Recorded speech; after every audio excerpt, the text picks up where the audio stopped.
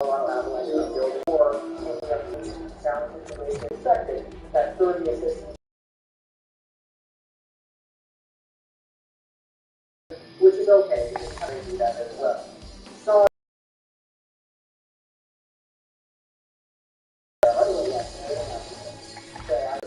but Gabriel Landeskog, knee surgery, these pieces. Who knows if the quad Giroux is next? Who knows if any of these other forward jobmen, and all it costs them is the 2023 second, which, again, you don't really know where it's a prospect getting sent over to Anaheim in this trade as well. Now, he's a second round pick back in 2019, but the thing with Ellison is that he actually played with the NBC back in that 2019 season.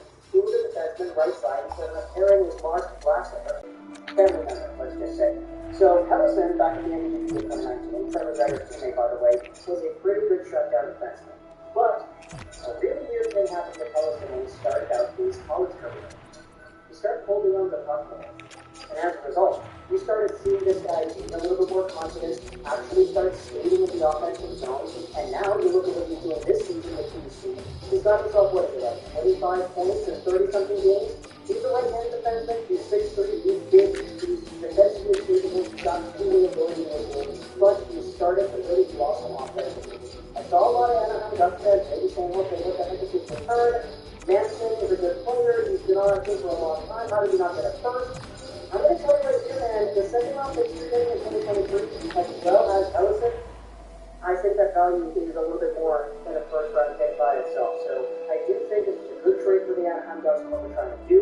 They lost last night again in regulation to a deal with the Islanders, and so their playoff odds have just been going down as the season has gone on, or not as the season has gone on, but the past few weeks have gone on. They actually were in a playoff spot earlier in the year, but lo and behold, sometimes teams go back down to earth. Who would have thought? But either way, Anaheim is now starting to sell. Josh Manson is gone. He's going over to Colorado. We'll see how exactly the Avalanche stack up their team in other ways, because they will have an extra cap for a new around that. But if you're not there, we're really honest with you. First, second round.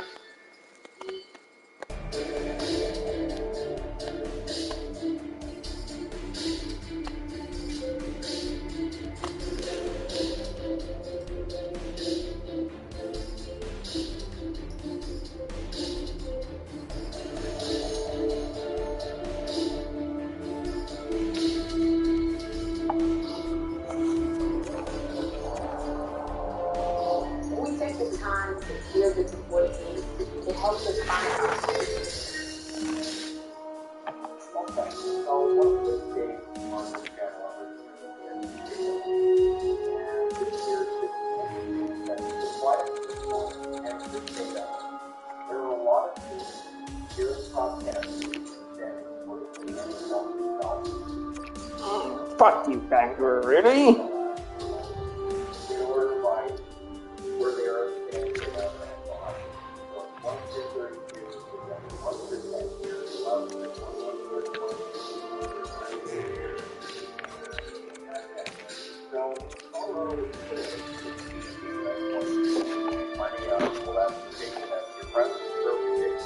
The reality is that I think any of the top 4 teams could be seen as 3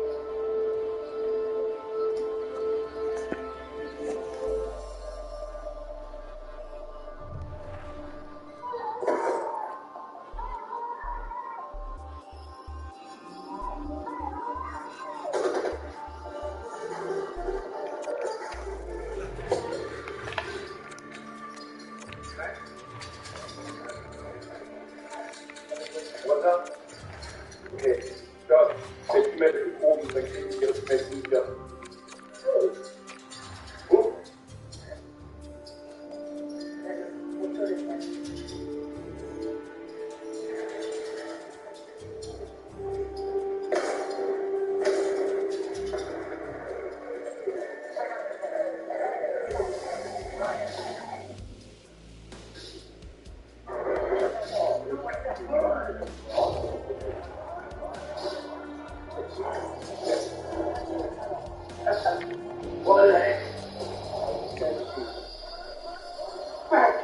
Yes! How was I even near this?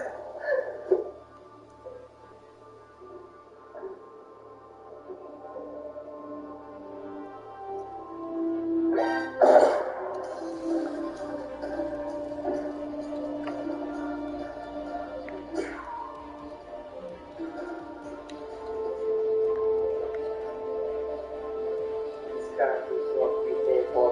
I want to be open.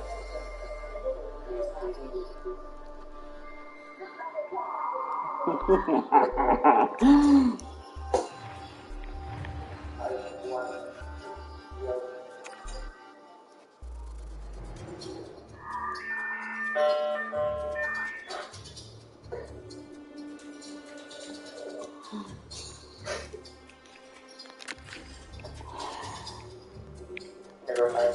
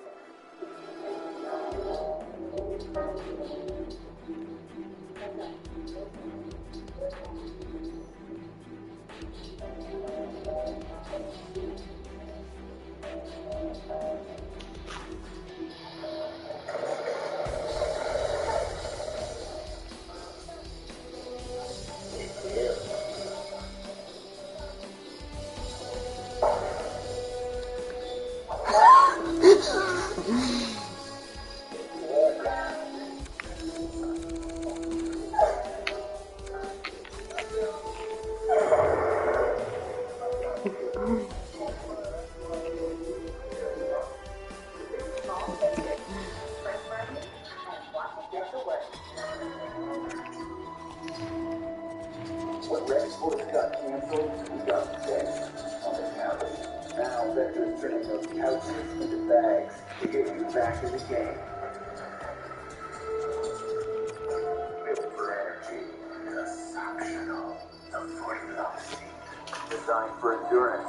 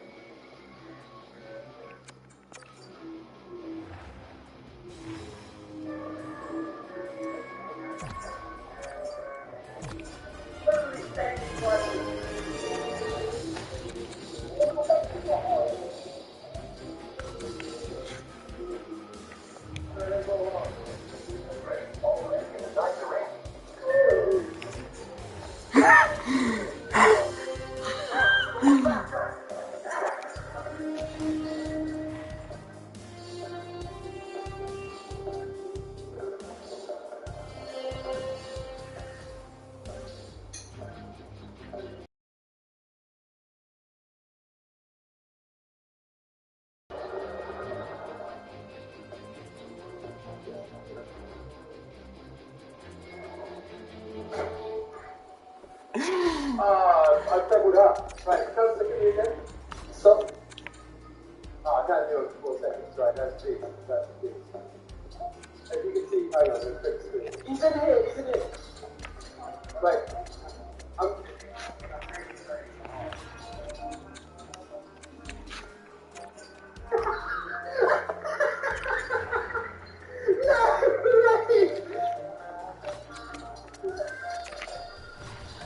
Oh my god, that is great.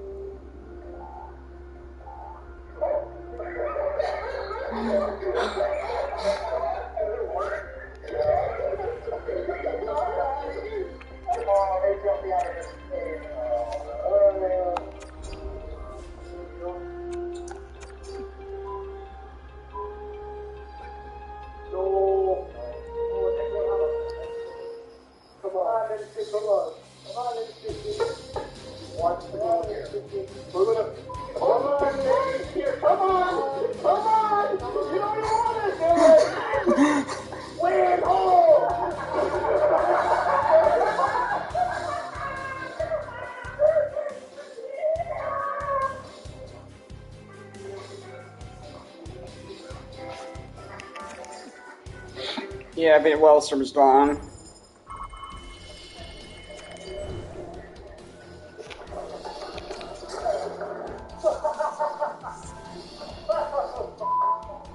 Oh man, what the fuck is that?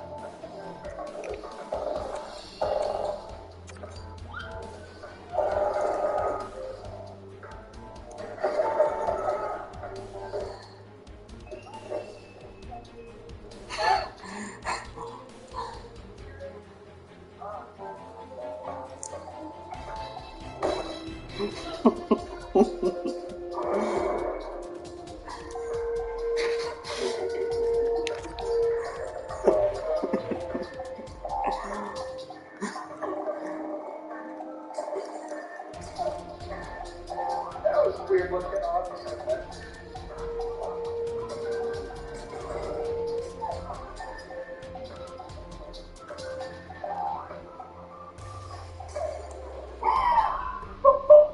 Oh my god!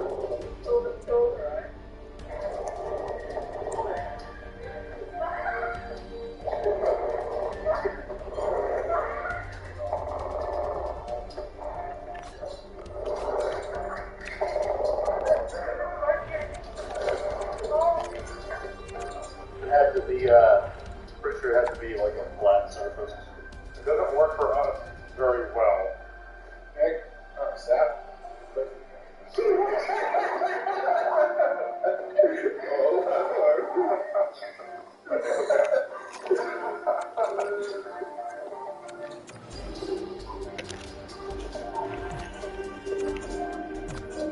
Oh, nice to have it. This is good.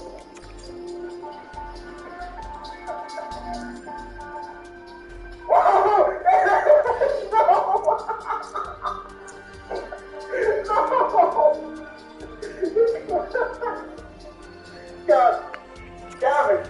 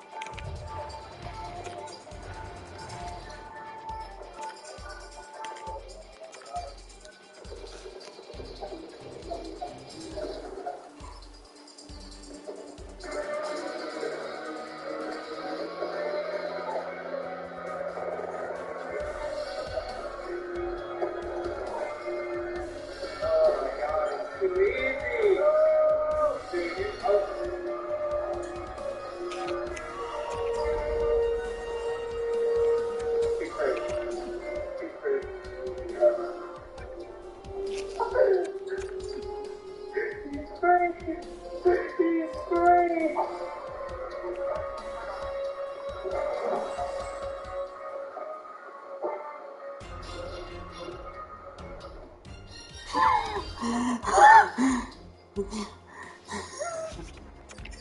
hours later.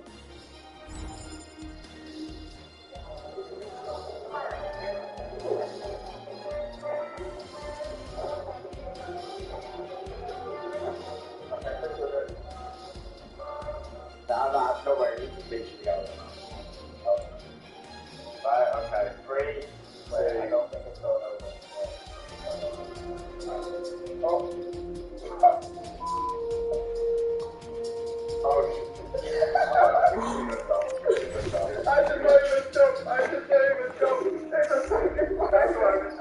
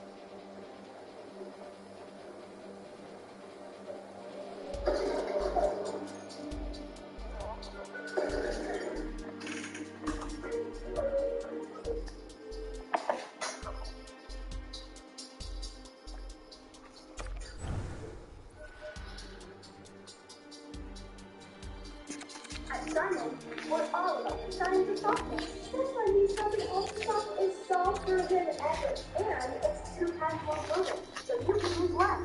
Now look.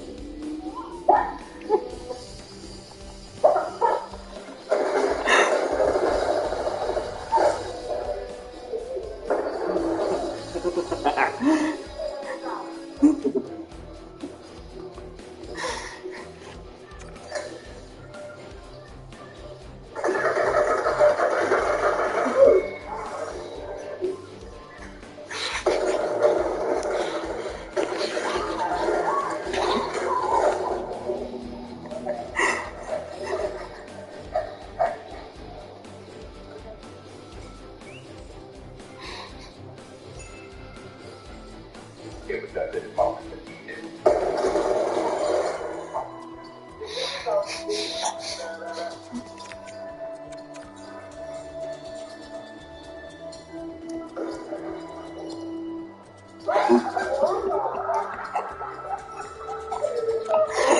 I could've kidding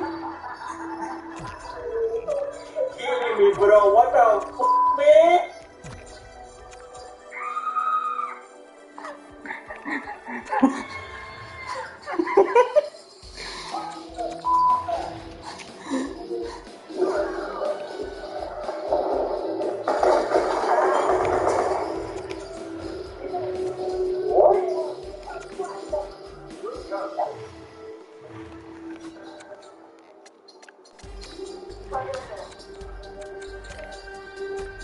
Hello, how are you? Hello.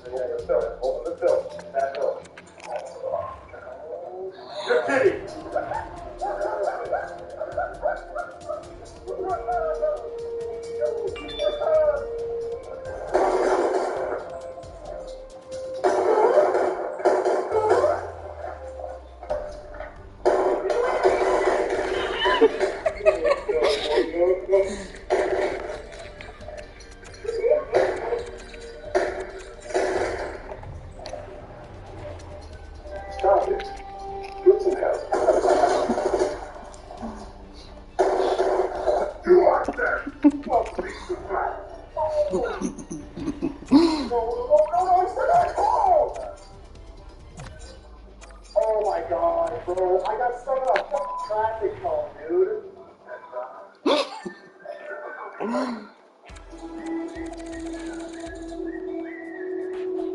Hey girl, what's up?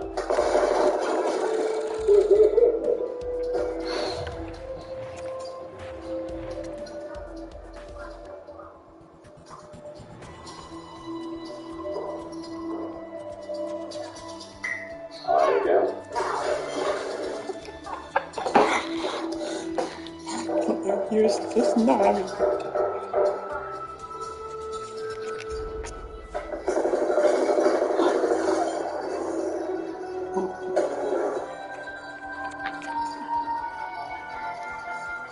Yeah, Oliver, you're getting fucking traded, dude.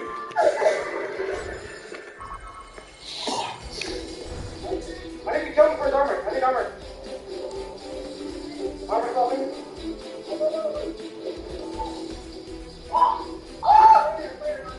Storm! It's a storm! He's killing me! The storm's trying to kill me! Alright, we're good. Nothing, don't worry.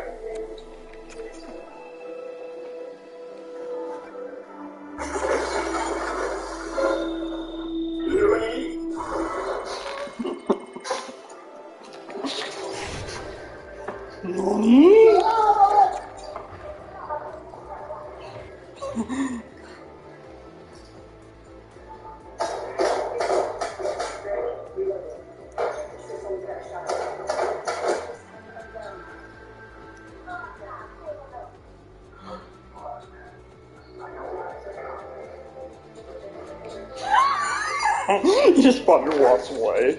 Okay.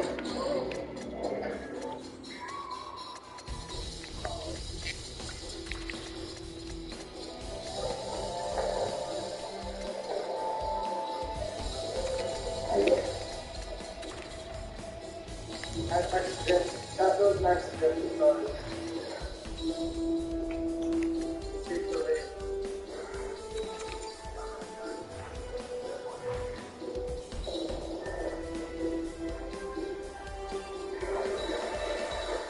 Get over here.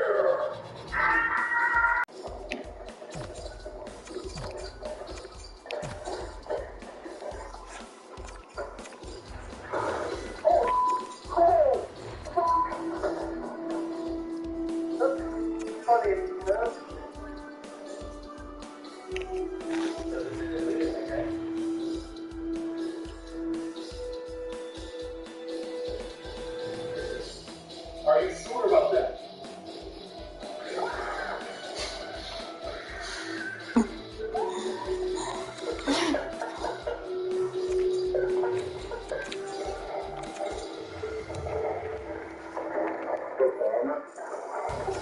Right, dog.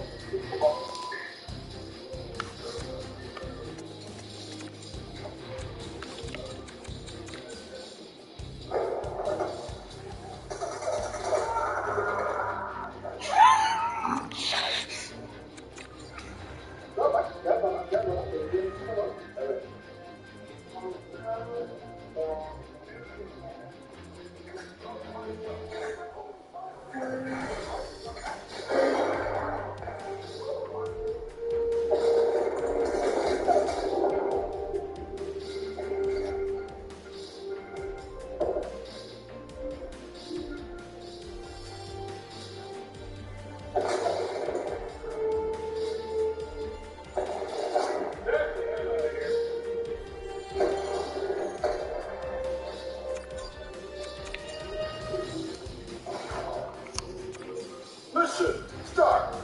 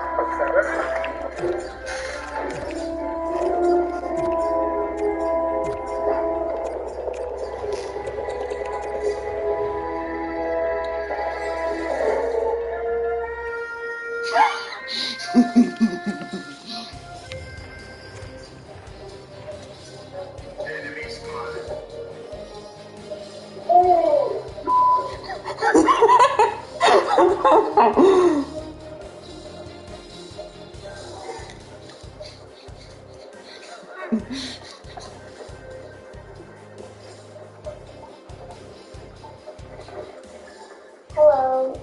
Hi.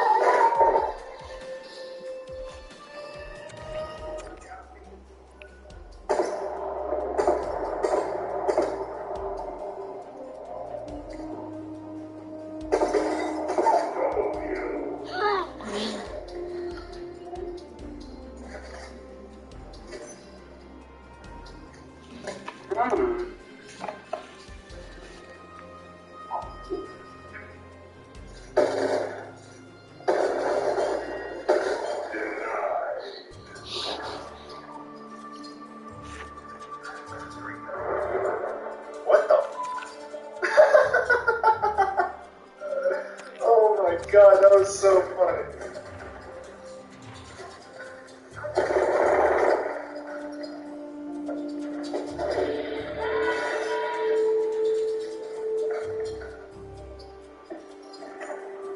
Oh, yeah. Stay back there.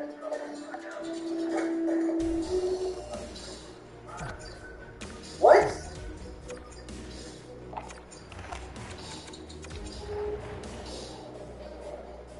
Now we ready to break.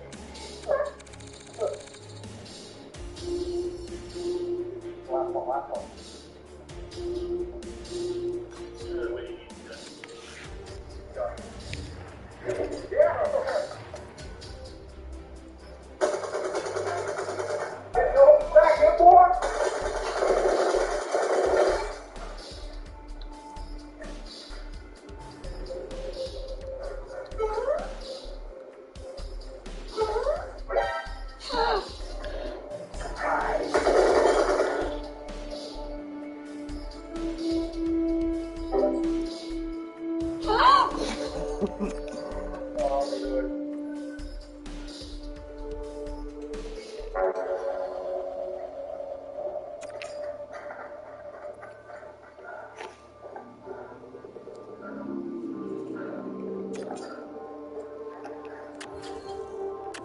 Now's your chance. Hell yeah.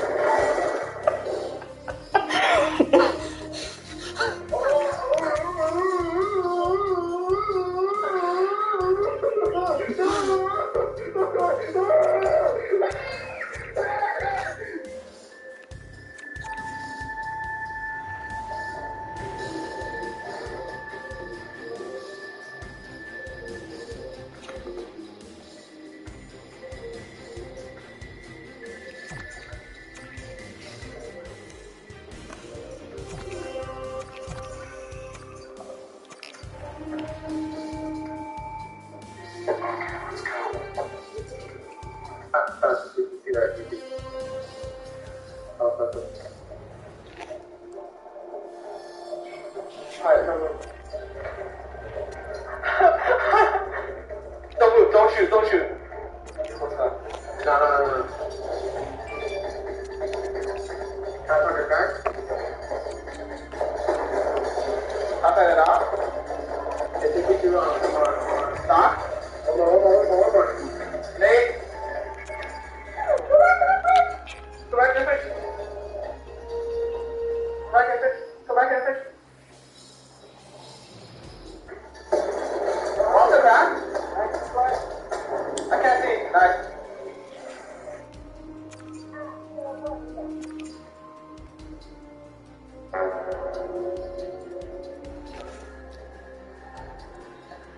Go back and fish.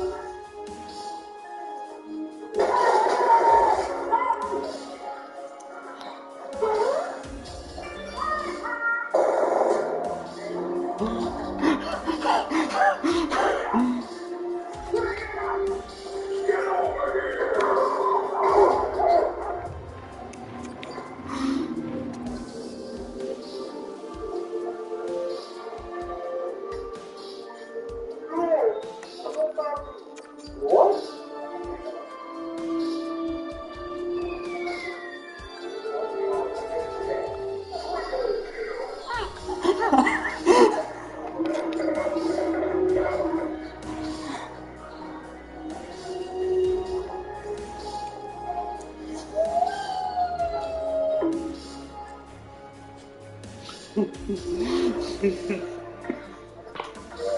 at this dude.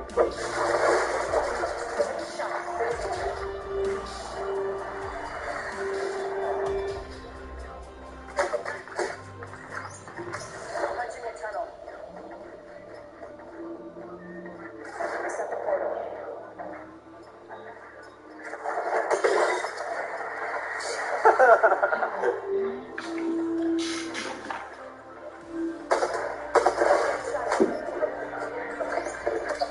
Placing a portal. Portal's ready.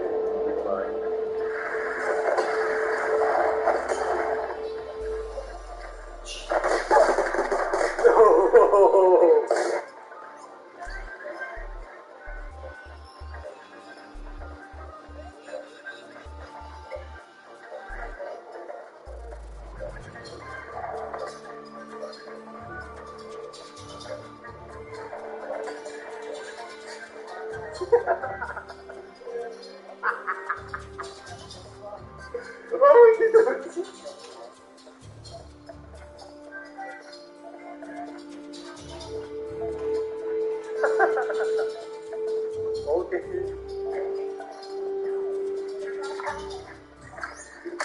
Follow the tunnel. Follow the tunnel.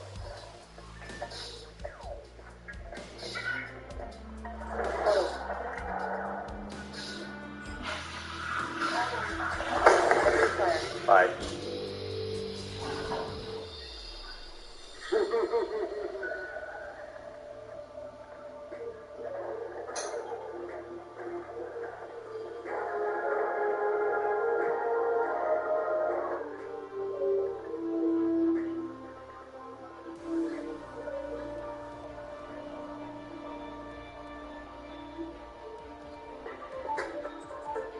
Where can you find the latest tech and network advice to help it perform at its best? The Source, of course.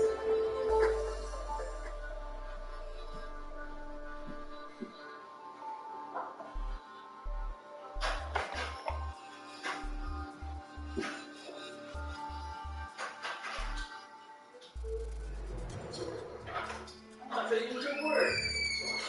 Somebody pants. Oh, you cheat. You still think tidy pants? Oh, fuck your mom. More peaches. Oh, stop it. That's fuck you, remember. Oh, you still think tidy pants? Fuck you. Oh, stop it. You play that new game now. Do I have to say something? Hope it's not that. Oh, whoops. Yay! What test is marked up? Yeah, you sicky.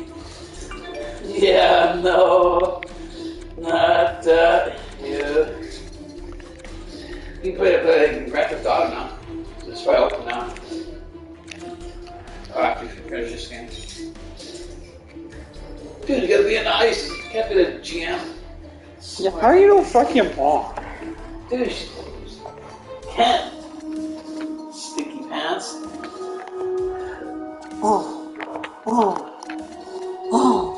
Can I have my nieces for your phone numbers? Smarty guy. Gee. Just choking on something, I drop something. Gee. Yeah, let's choking on something. Yo. Sticky pants.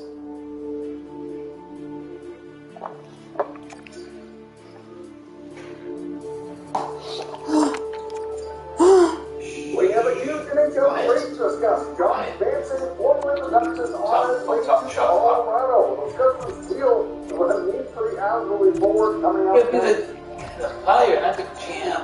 Shit.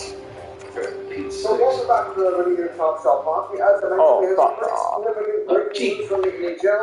We have a very significant trade. We're now 2 weeks away from the NHL trade deadline. Looks as though the Avalanche don't want to waste any more time and getting the ball away from the deadline. Are you fucking mom? The Avalanche have acquired right-shot defenseman from the Anaheim Ducks.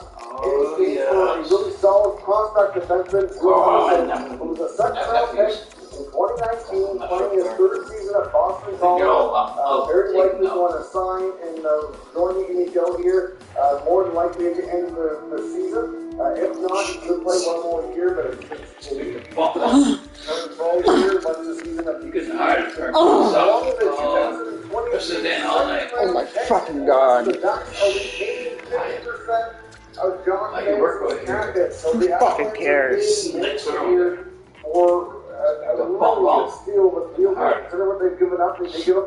fucking not yes. What? One time or two times? I just took a giant shit. That's why he's gonna go in. For example, were on that team with the team so that he could walk and trade to. Like this. Supposedly had that for the last couple of years, and there were a few other teams that have been interested as well ever since the last year. Yes, so? That story there. Who fucking cares? Fucker. Fuck boy. Asshole. Fuck plug.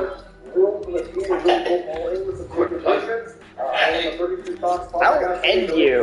Sit on you. Bring it, bitch. You fucking heard me. What was that? Take the phone bomb. Oh, yeah. Yay! You're lucky. Fuck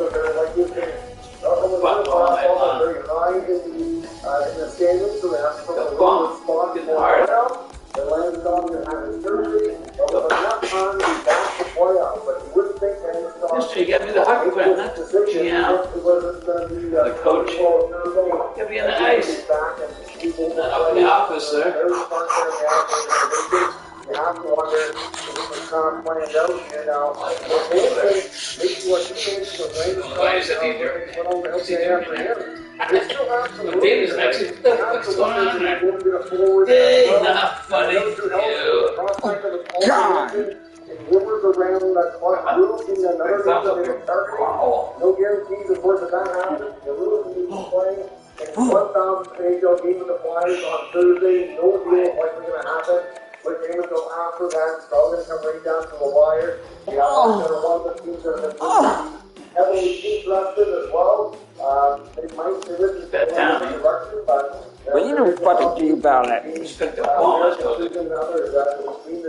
Oh yeah, do it to me. Yay, not that way.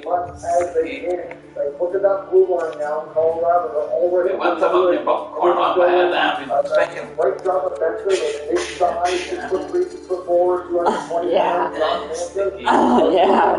Sticky ball. A little bit of offense, but still, like, he's still real solid. Sticky, yeah, I know you like that. Yeah.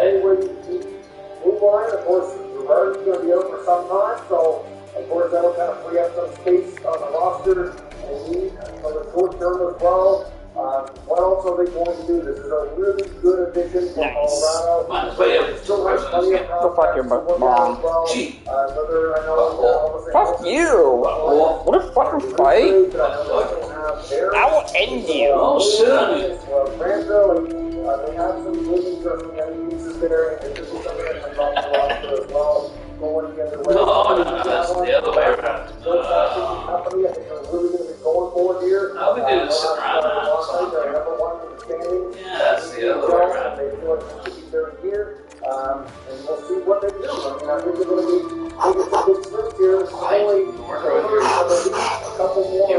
Likely going to be a couple more deals. Yeah. What are your thoughts on this trade and what else they might do down in the comments? We'll discuss further. If you're this channel, make sure you subscribe and stick around. We'll be back with another news. Hey, what the fuck are you doing over there? What the frick? Hey, wait, hey, what are you doing over there? Hey, quit itching your stuff over there. Sticky. What, itchy for me? White House.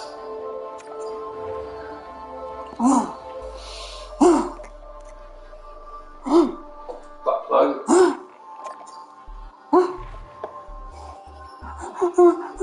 One thumb or two thumbs? Yo. I want 3 thumbs. I only got 2 here. Yo. Oh, yours. And yours. Oh.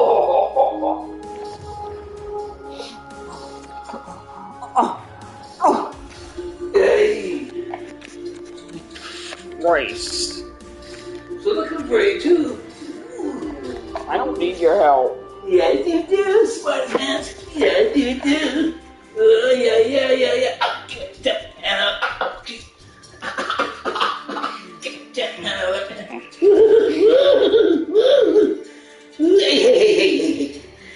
Hey, why should you put that dong of yours? Okay. Come on, let's play up to 2 bars on this game. No. Yes. No. Butthole. Bitch. Butt plug. Bitch. Corn dog. Fuck you. Gee.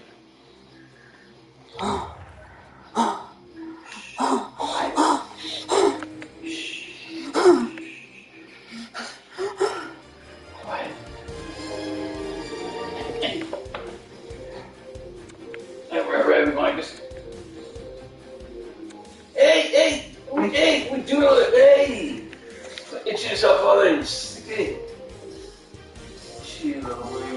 What distraction for me? Smart ass. Take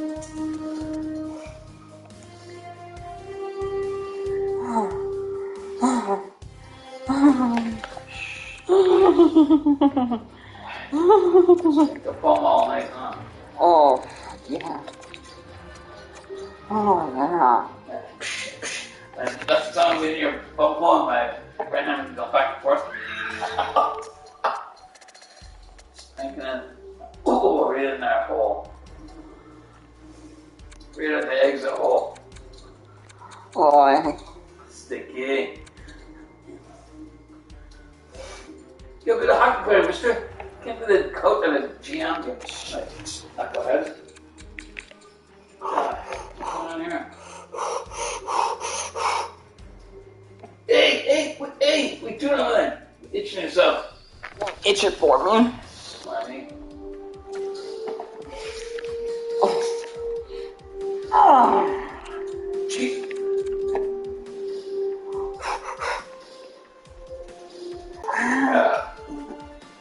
Doodle it, Smarty. Oh, your thing got quit playing.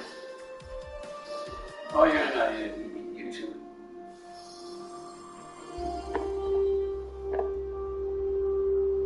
Hey! Yeah, I'm still looking for you. I don't need your help. I'm still gonna. Ooh. Oh.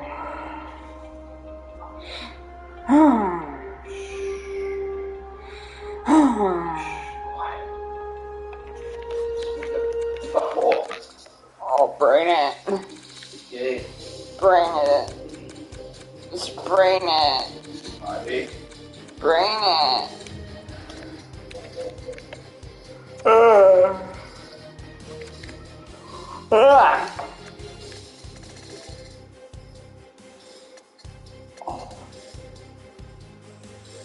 Fuck. Gee. Hey, what you doing on there? Hey, get that controller out of there. Yay! What are you doing on there? What controller? Smarty.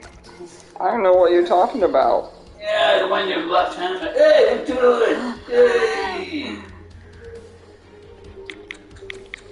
It's right. Good thing you're not playing Apex with her right now. Hey.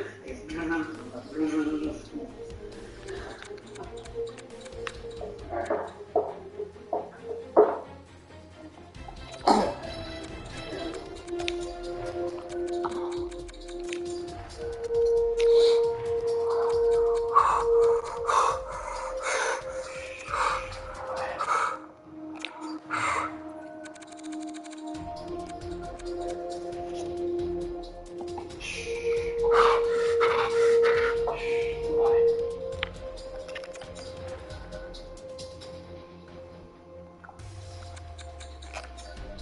Oh, wow, that actually went through. Okay, cool.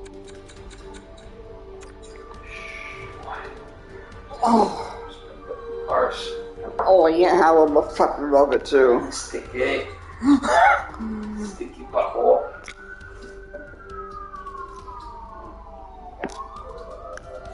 Whoa. What's going on out there? Hey, what you doing over there? Quit itching yourself over there. Hey,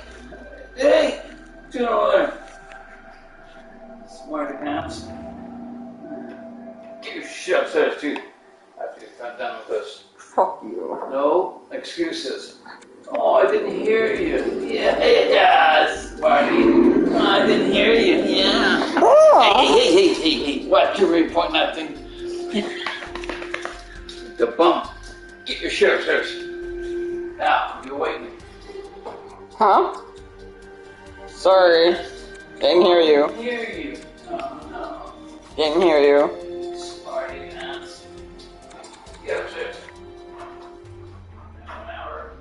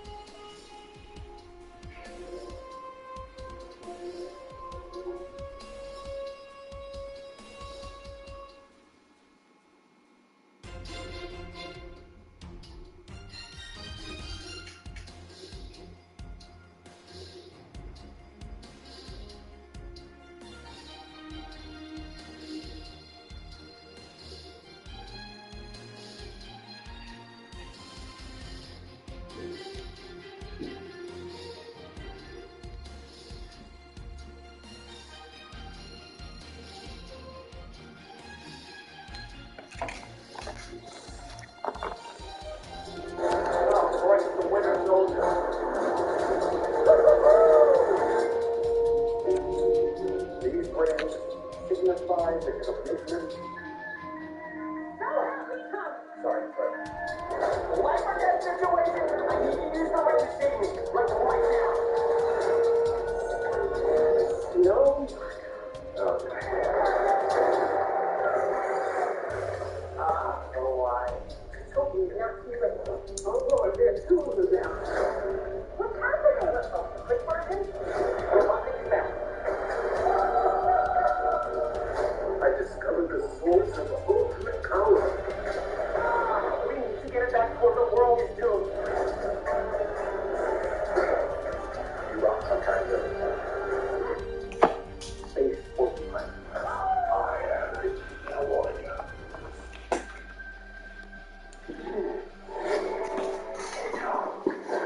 It's time to say goodbye to humanity.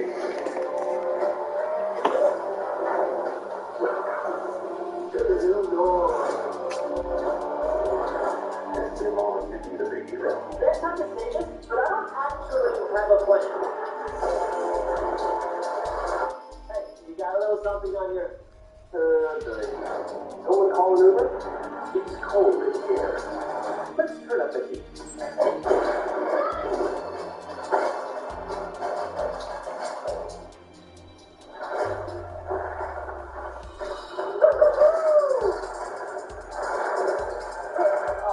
The winter soldier. Fear not. You are terrible at this. Your way to that is not salvation. We stick together. No matter what. Go and hero. Untrained. Unworthy. You forgot one. Unstoppable.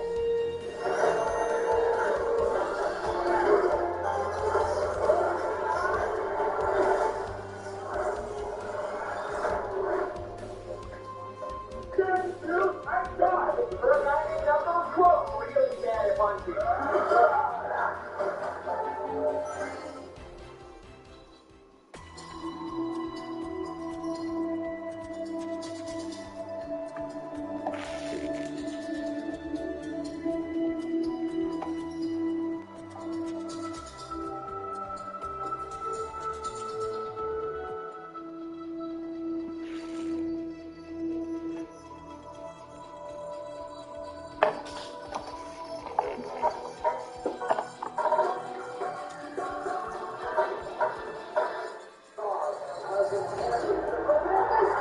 I love playoff hockey. Nothing like it at all. 11 billion overtimes later, we have finally reached the cup finals. Time to get that Spitfire ready. Here's how the rest of the pack finished up.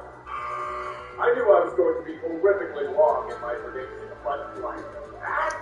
Oh dear God!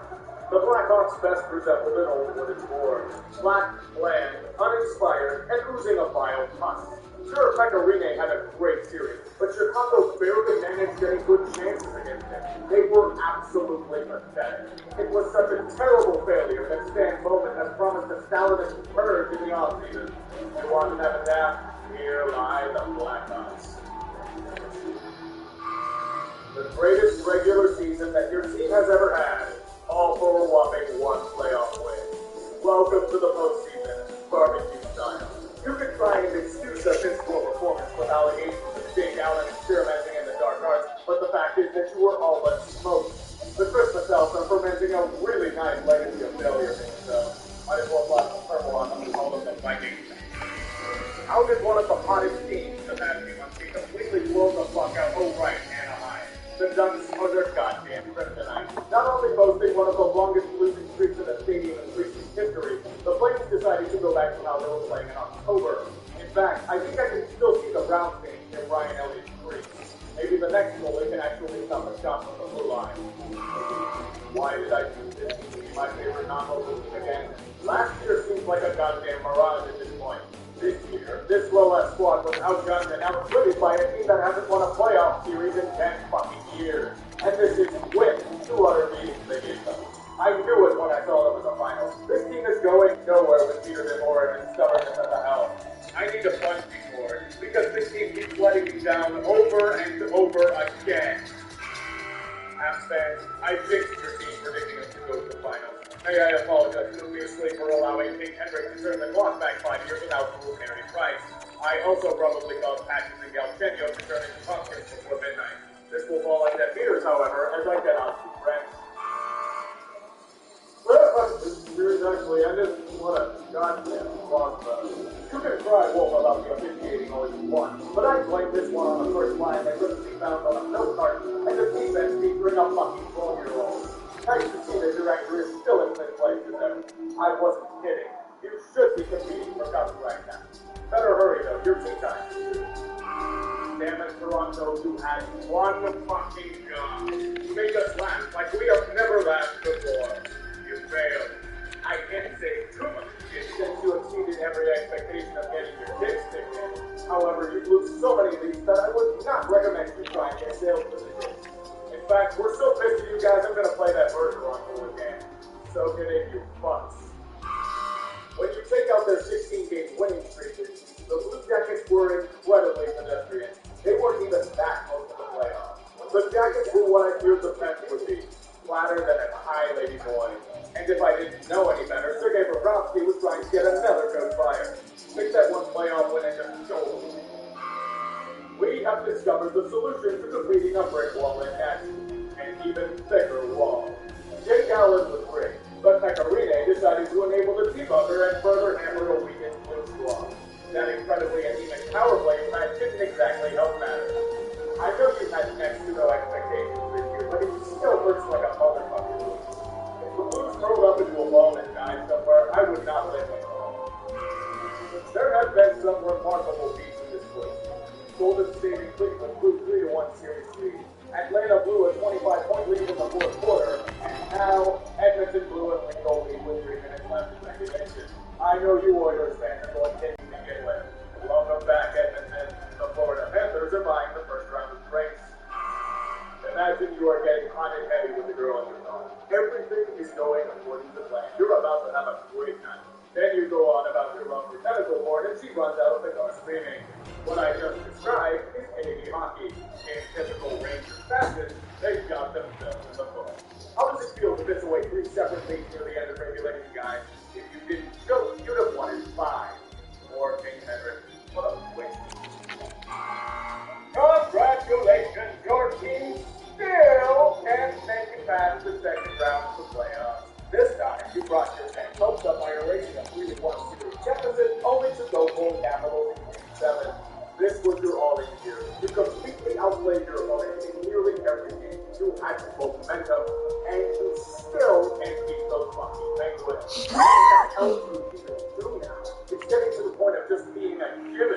to fail.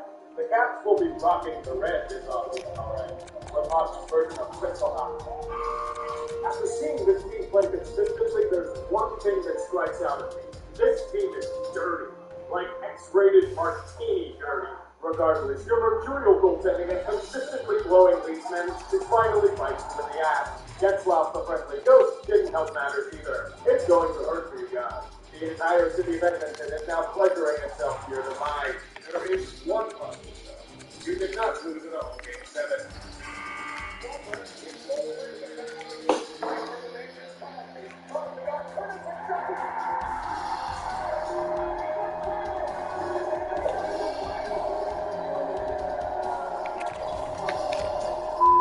The gauntlet has finally reached its apex. It's time for the finals to commence. Show me contestant number 1. Nashville, you have no idea how badly you needed this playoff run. Not only to maintain the positive strides you made in building a fan base, but to give them the memories that they can share for a lifetime. Nashville has developed themselves a nice cult following, and their fervor has been rewarded with a chance at Lord Stanley's Cup. I can't help but be happy for this squad. It's actually pretty likely. What do the Preds have to offer us? One of the best defenses in the game. Their top 4 will find new and unique ways to kill you. There's DJ Subban, who can quarterback a power play or fire cannons from the point. Then they'll throw Ryan Ellis, who's enjoying his coming out party as an elite defenseman. After that, they'll sneak Roman Josi in for a few goals. Finally, they finish you off with a helping of Matthias Ethel. If they aren't enough players, they'll throw out Phil Forsberg and his merry band of quality depth position, a relentless forechecking and timely goal scoring. Even if that doesn't stop you, we all know what will. Paco Rene, the goddamn man is enjoying one of the greatest postseasons by a goaltender in NHL history. The man didn't just become a brick wall. The man unlocked the comfort zone. Rene made mincemeat out of the likes of Patrick Kane, Vladimir Tarasenko, and Ryan Getzlaff. He is easily playing the best hockey of his career, and is once again showing the hockey world that he is one of the best in the game. If they're winning the cup, it's on his back. Who they're playing? Go me contestant number 2. You made the finals despite looking like shit for a round and a half and dealing with an injury list rivaling the death count of Spanish flu. Impressive. If there's anything I truly underestimated with them, it's been their resilience. The Pens have fought with crass cojones all postseason long. Despite looking completely gassed and on the brink of collapse at times, they have found a way to win. This team is the goddamn pyramid. No matter how many of them you kill off, they will keep coming until you are eliminated and your resources are subscribed. You could drop an atomic bomb on this team, and they will find a way to dress 20 skaters that win a series in 6 games. Their top players who know each other. Sidney Crosby still keeps the start, and over the past year, he has transcended to another dimension. We are merely mortals watching a demigod muck and grind his way to unbelievable plays. Now, Jamie Malkin, same thing. It doesn't matter the players he's with. He will make his presence known to opponents and terrorize defensemen everywhere. Skilled neophyte Jake Gensel, Brian Russ, Nick Bonino, and legendary everyman Phil Kessel complements this goal-scoring prowess. If anyone is the star of the show, it's been the goaltending. First, Marc-Andre Fleury. This postseason has been a baptism of revival for him. Before Game 1 against the Jackets, Matt Murray injured himself during warm-up, forcing the bench to play a Fleury that struggled mightily earlier in the season. He has responded by returning to 09 fitness. The man here single-handedly took the knee past Washington. Now Matt Murray has returned to the net, and the man hasn't skipped a beat at all. It's a strength of strength, and unfortunately he cannot play both. Both teams have a bit of common. First, the adversity. The Pens blew a 3-1 series lead to Washington and got blown out in Game 3 against Ottawa. Yet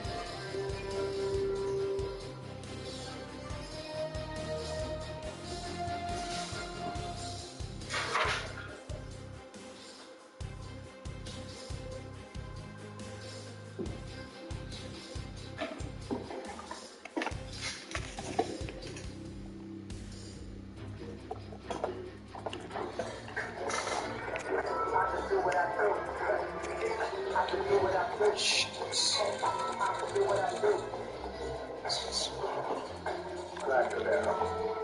Now this is a sheet.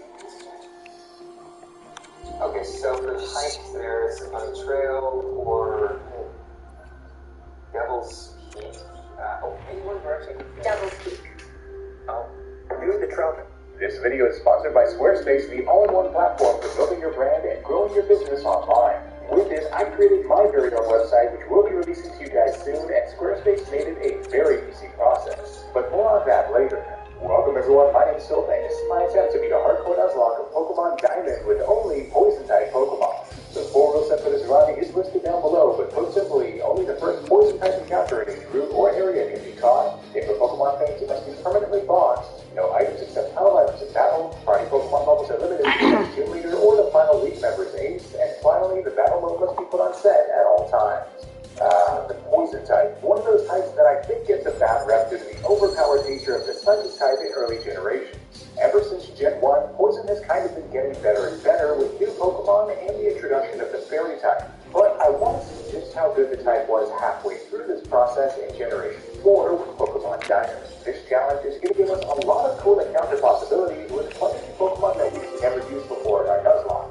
But will they be able to prevail? Only time will tell. Pokemon Diamond, the second game I ever broke the game clock on, over 1,000 hours. What is wrong with me? Let me know in the comments if you've done that for any game, because I'd be curious to know. But in all my 1,000 hours playing this, I never realized that if you give Barry a nickname and then decline it, the game offers to make him Pearl, even though that's not one of the default names it initially offers. Interesting. Speaking of Barry, our mom says he wants to see us and that it's an emergency, and honestly, what isn't an emergency with that guy? I mean, really? Of course, we did end up in an emergency situation with him at the lake, and we have to steal a starter Pokemon, so I picked Chimchar, as I figured Barry getting an eventual Steel type will be the toughest challenge for us. While nicknaming Chimchar, I almost named him Root Jr. instead of Roy Jr. And then only as I clicked OK, I realized it was female, a 12.5% chance. Oops. Oh well. Up ahead, after teaching us how to catch a Pokemon, Dawn gives us some Pokeballs, meaning our challenge has officially begun. Crushing some trainers' hopes and dreams along the way, we arrived at Dubeline City, and this time we're actually going to run right through it up north to Route 204, as this is where we can get our first vital encounter. It ends up being none other than a Pidoo, an incredibly weak Pokemon to start with, but hey, it works for me. With that, we're forced to box Roy Jr. So many fond memories during those 50 steps we took with her. You'll be missed. Now, for what feels like the first time in forever, we can actually grab a second vital encounter before the first gym by heading north of Route 204 to the Ravaged Path. There's only a small portion of it that's open to us, but it suffices, as here we can find a Zubat. Now, if I recall correctly, the only other time we used the Zubat line was in Fire Red and Leaf Green, in which you can't evolve Golbat until the post-game. So I'm very excited to see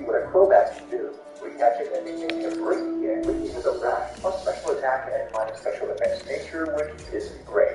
While exploring Jubilee City, we can pick up some useful items like the hidden power TM from the trainer school gives, the quick claw, and of course the poke etch from the clown. Now that's not an insult, they're actually clowns. With nothing left to do here, we head to Route 203 where good old Barry challenges us to battle. Now, a stealthy lead is actually a bit complicated for us, but thankfully it doesn't have any flying moves yet and has growl, so I lead with Badoo. Essentially what I did here was load up on 2 growths to charge our special attack up. That way we'll be used to resisted absorb, it at least does a little damage, and gives us some recovery too. It did even less than I thought though, but I knew I couldn't switch into Zubat to take on both Jarvis and Piplup. It looks like he's doing about 6 HP damage though, and our last absorb brought us to 7 HP, so I risk it, and he hits us down to just 1 HP, but our poison point ability activates. We barely don't take him out with absorb, but then the poison takes him down. Holy, that was unreal. From there, according to my counts, we should be able to outspeed the Piplup, so I risk it. We do, bring him to half, but get enough recovery to survive a pound and take him down with 1 more attack. And oh man, what a wild first battle that was. Our next destination is Oreburgh City, where somehow it looks like Barry is already causing trouble. After rescuing Lord from the collapsing mines, it's time for the first gym. Now, being a rock-type gym, I'm very much worried about Rick here, but I think Brett should take us through nicely, as he's able to one-hit KO all the Gym Triggers Geodudes with 4 times super effective, 6 times attack bonus, or a stab Mega Drain he recently learned. Next, it's time for the first gym leader, Rory. His speed can get scary, especially with Frango's ridiculous 125 base attack stat, but I think I have a plan.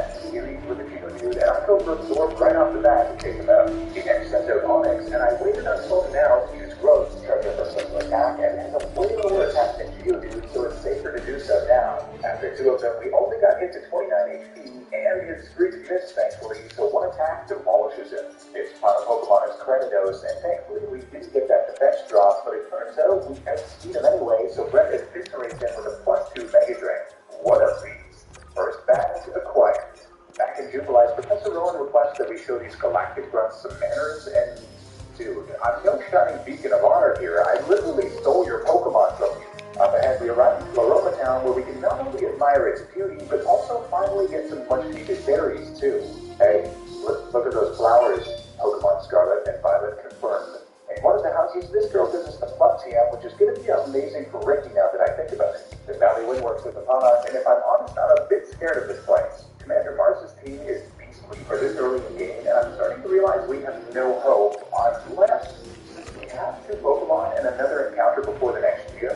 I say screw it and bring Zubat right up to the level cap 22, where he thankfully evolves into a Golbat. I also teach him Flunt and go for it. He leads with a Zubat, and our superior bat does the job, taking him out in just 1 attack. In comes the big threat, Corruptly, and the more I thought about it, the more I realized Golbat is the perfect counter for this thing. Not only having the inner focus ability so her fake out can't glitch us, but also being able to use Pluck to steal and use her citrus berries, so 2 hits instantly take it down with us at full health in the end. Ricky, you monster. Mars deserves that after all she's put us through in past runs though. No. Little girl, do not play with the balloon Pokemon. I am begging you. Eternal Forest is upon us, and here we grab a 3rd poison type encounter, Wurmple. It's always a struggle catching Pokemon here, since Cheryl might very well kill the one you're trying to catch, but we accomplished it and name our Wurmple Debeal. Debeal has a hasty nature, plus speed and minus defense, which is met. Now the problem is that we don't know what evolution line this Wurmple is a part of, since only 1 retains the poison typing, but after a single level, it thankfully evolves into a Cascade. A singular extra level then allows us to evolve him again into a beautiful Dustox. Not an amazing Pokemon stat-wise, but it does have some great utility moves up its sleeve. Our journey brings us to Eterna City, where the next gym is, but first we can pick up the Taunt TM on the next route, which might be useful at some point. The Eterna Gym is next, and grasp that gym, and I say our team is pretty damn well equipped to handle this one, wouldn't you? I mean, we literally have 3 Pokemon that all 4 times resist grass. Our newly evolved Debeal tears through the entire gym with guns, handling the fellow poison types. Hey, take Debeal.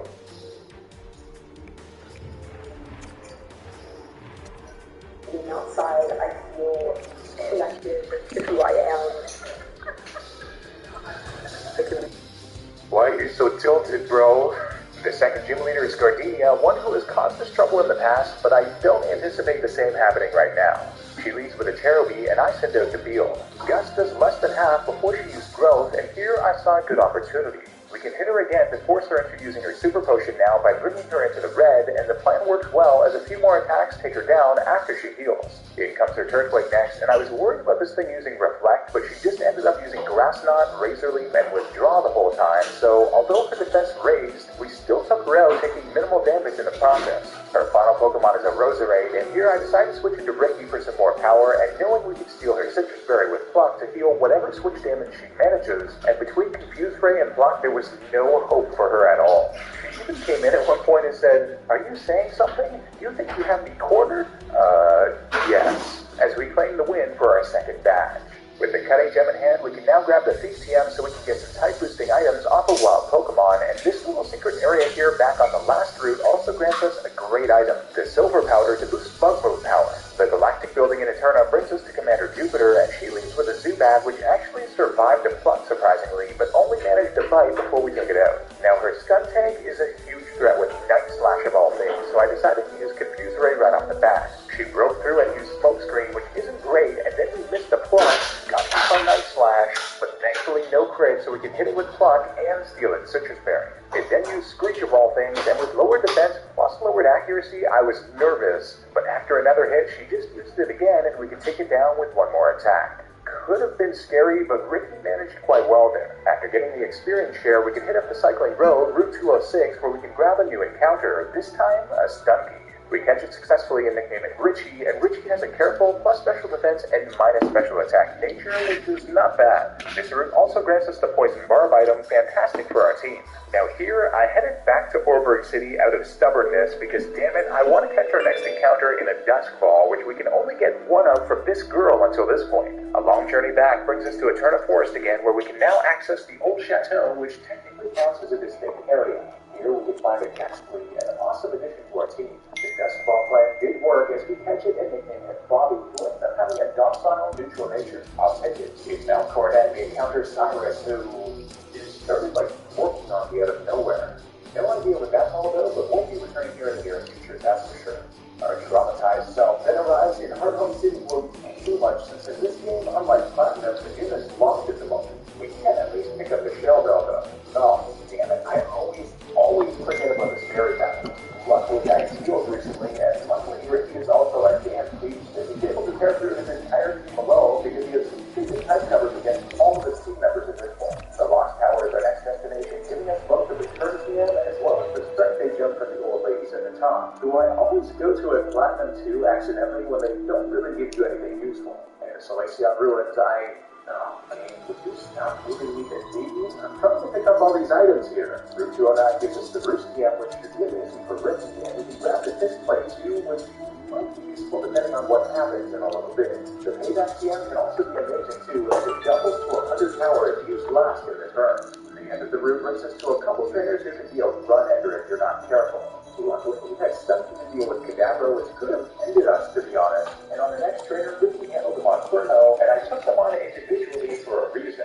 A double battle with them becomes brutal when anyone brings out a damn Gyarados of all things. You can find the Shockwave TM on this route, which usually helps, but none of our Pokemon can learn it, so I came up with an alternative plan. Since we got intimidated, I go for Confuse Ray and then switch it to Ricky. What? He snapped out of his furious, but only with 16 fun.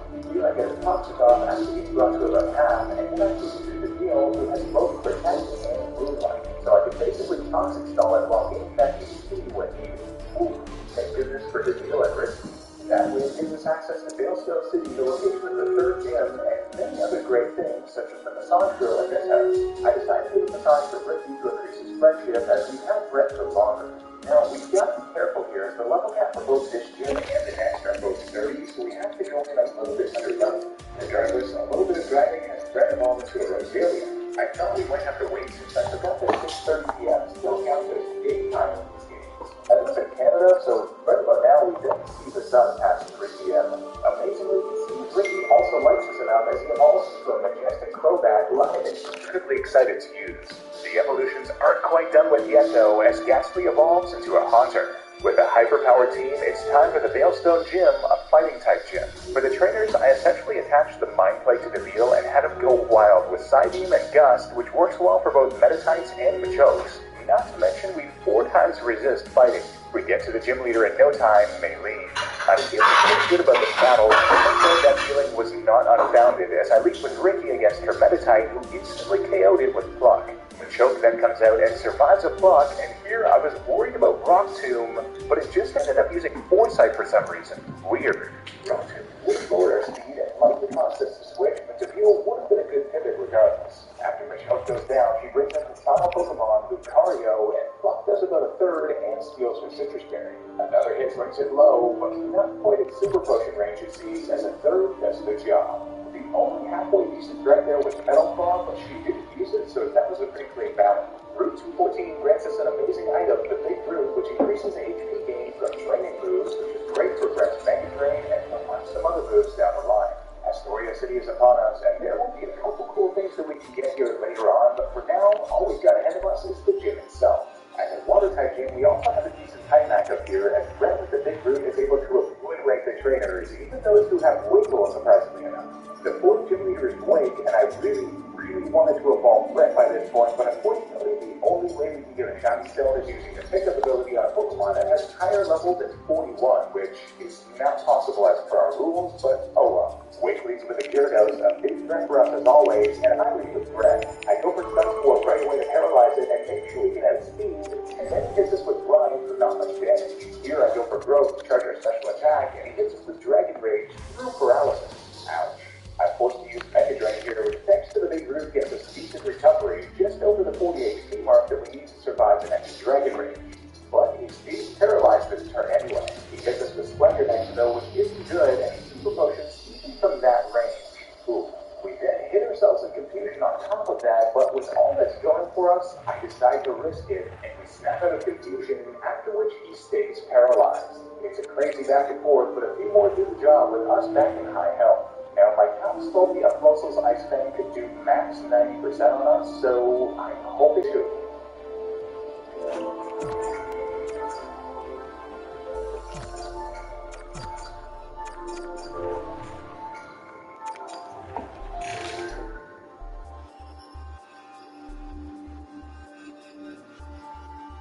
I hit him with Mega Drain, but he survives in the rip.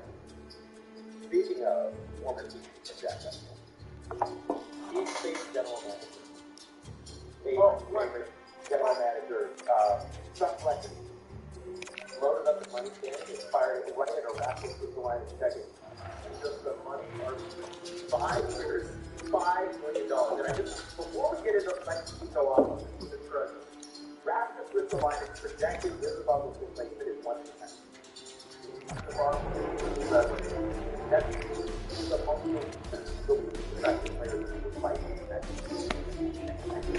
So here's the funny part. Derek Drager said, some wondering if Risto extended open the door for a Savage Sandmine space.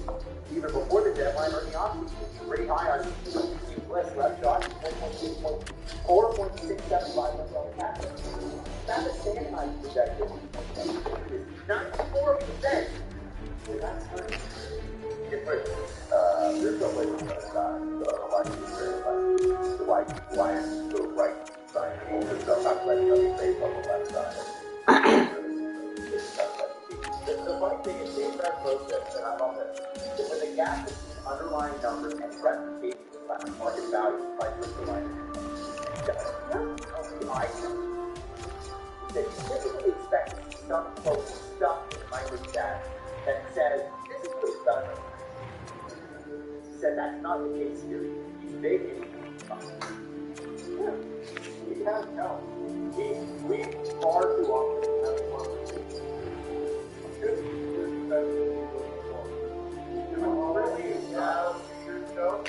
Sort of on the way. Legit, I think it might be a good idea, but yeah. Earlier in his career, but this is red for his actually going to happen. That is a bit better, actually. I'm 8 bro. I do for 5. 8? 5 by 9.5. I would love to keep this guy long term now. Buffalo is like put up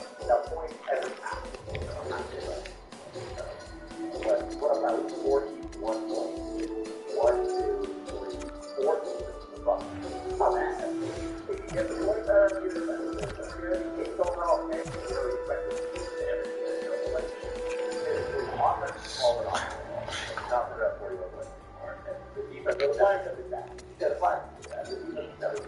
don't know how you have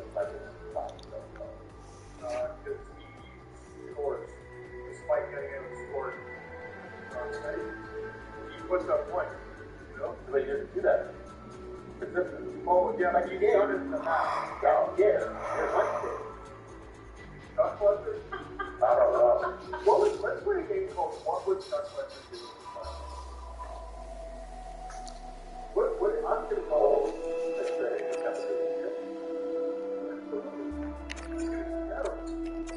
objectively terrible. I can tell you he wouldn't be NHL general. I'm sure that some sort of accident could work in the to some degree. But most, yes, have some things in their track record. Well, here's the track record. Lost at the top of the quarterfinals, 12-13, 13-14. Lost in the second round. 14-15, lost in the second round. The next 3 years, lost in the first round. He made the playoffs in 7 years in a row, which is wild. Yeah, went special limits. How do you do it? So I think give me $200 and I'll take you in the playoffs. And you always know you got that. Like, yeah, he deserves one of the 32 jobs in the world. For sure. Based on that. If he wants to play out there, like, I know I appreciate it. I don't know if he's at all, but we're not expecting him to it. He's terrible. He's real bad. I don't know why he's fired his body. And he's doing even worse than I expected him to. Didn't Chuck Fletcher was the general manager of Florida when he was 25 years old? That's when he got his first dollar. Man, what a prodigy. He went from AGM in Florida from 25 to 30. What? Adam, 25? Well, that's special. That's unusual, Adam. That's special caliber.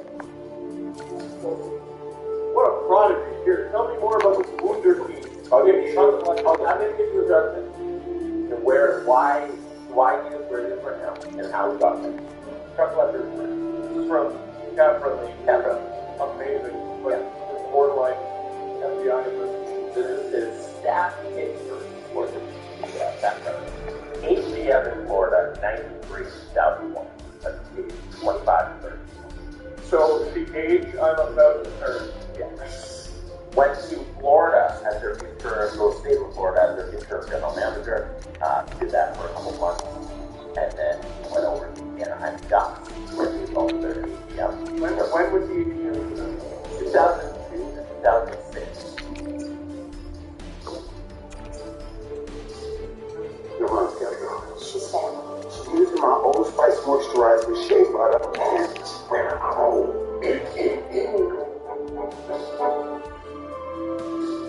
Oh, they won after you left Florida. In 2006, he was the AGM and director of hockey operations. Then he moves over to Pittsburgh, where he's also the AGM. 2006 to 2009. So he would have got his cup then? No. Yes, he would have got his cup. May 21st, 2009 is when he was AGM. So he was right before the playoff because he gets hired. Oh, no! He gets hired in Minnesota to be the GM. Okay, so in May of 2009. So they probably give him a ring. They probably put his name on the cup. Yes. That's such But that's the first Crosby one, and yeah, he missed out on the playoff run because he went over and he took the Minnesota job as general manager, which you can't blame him. Steve. No. Steve, you're going real hard at Chuck Fletcher right now. Yeah, so exactly. your favorite part of his career from 2009 to 2018 is he is general manager of the Minnesota Wild, and they make the playoffs. Does that for 8 years. Very successful there in Minnesota. Very. They can't get over the hump. Very successful is making the playoffs. Success is getting over the hump. Are the league successful? No. Couldn't get over the hump. Moves over to New Jersey briefly. Senior advisor to the general manager. Did a little advising in the meantime. Last year got fired from Minnesota. That's just And then That's he leaves. just hockey dudes money laundering. Like, Yeah, that's literally. here's a job. You're Here's out a of gig work. between jobs. Literally, that's what it was. Yeah. And he leaves his advising job in New Jersey to go be general manager of Philadelphia Flyers, executive vice president, and now president of hockey operations. He has a three titles. Actually, he left. They took away the executive vice president. He's now the president of hockey ops and general manager of the Philadelphia Flyers from 2018. What stands out on that resume? Teams win as soon as he leaves. He's worked in hockey for over 25 years with the Flyers. Definitely earned some stripes. For a long time to be doing a job in a business. I've tried to. You're